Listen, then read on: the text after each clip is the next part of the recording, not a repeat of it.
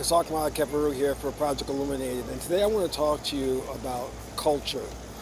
Now, when archaeologists went to Africa, and many of the African civilizations that they studied had designed their cities, their villages, the communities around fractals. And if you understand what fractals are, they're kind of like self-generating organisms, or they're repeat patterns, which in a way kind of simulate what a hologram is, meaning that a hologram, if you pull any piece of the hologram out, it contains the entire hologram within that individual piece. And that's very interesting. And that's the way African society structured their communities into this hierarchy. It started at the top with God being the elder or the ancestor, going down to the king and queen, below that the priests and priestesses, and then the other forms and the other roles.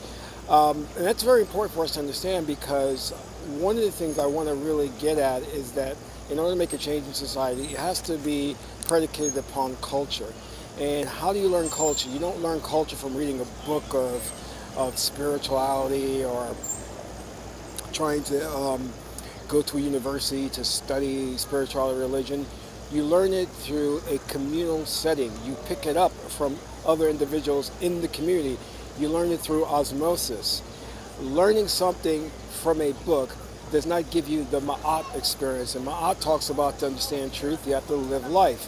So in ancient African society, the children were indoctrinated into the culture through living and being a part of that community. It wasn't relayed to them orally by their parents or the elders.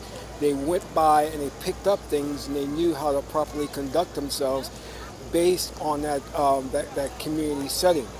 But I want to emphasize something really important here, because the books that we do read and extrapolate information from have been tainted and censored, and a lot of things have been switched around. For example, you'll read how the king and queen were very important, and then the general was important, and this is how they operated. But one of the top roles in ancient cultures across the globe were that of a shaman or the priest or priestess. These are the individuals that advised the king and queen, that set the culture of the nation or of the community, and everyone would adhere to that. And I saw a movie the other day, and the movie had showed where I think it was the pharaoh was like basically, he had hung one of the priestesses, and I'm like, well, that wasn't going to happen. That really didn't happen, because they were so powerful, and their word was actually could be taken as law, that the society at large and the king and queen would follow it. They were the ones that predicted the outcome, the rise and fall of the nation, whether there'd be famine or drought, or there'd be a prosperous season. They're the ones that talked about this, but more importantly, they performed the rituals, the juju. And the rituals weren't just rituals that you did that were a separate aspect of life. They were indoctrinated into all the aspects of life, So people adhered to that very strictly. And again, it wasn't something that was taught on a Sunday or in a church or in a book or a university. It was a way of life that the people picked up on and just indoctrinated themselves into. Of course, you had other things like you had initiations, you had the various different clans, and those clans operated together and in unison to form the whole community.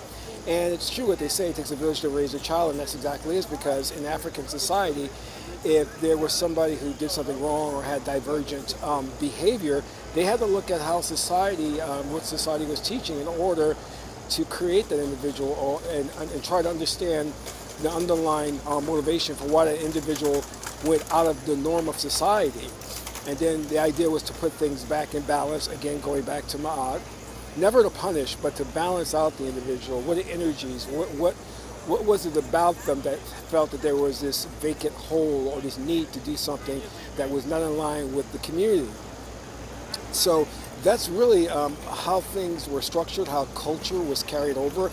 And we'll see this too in the I Ching oracle system, the 50th hexagram. If you know anything about the I Ching, the 50th hexagram is really important, because it talks about that whole cultural communal setting and how this was relayed. You have to understand that if you look back in ancient times, there was no police force. There was no written law saying you should do this, you shouldn't do that.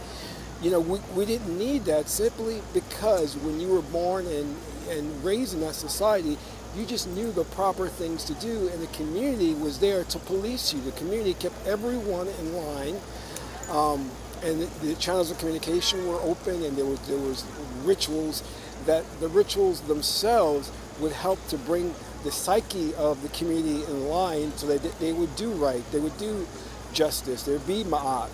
And unfortunately, in today's society, where everything is more left brain than right brain, we have lost that. So since there's this promotion of the individual above the collective, that you have the right to do anything you want, be anything you want, and you don't have to answer to anybody. But that's totally incorrect.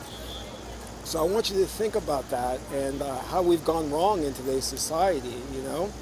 So that's all I have to say for now. This is Gasak Ma'akaparu for Project Illuminated, and that's all.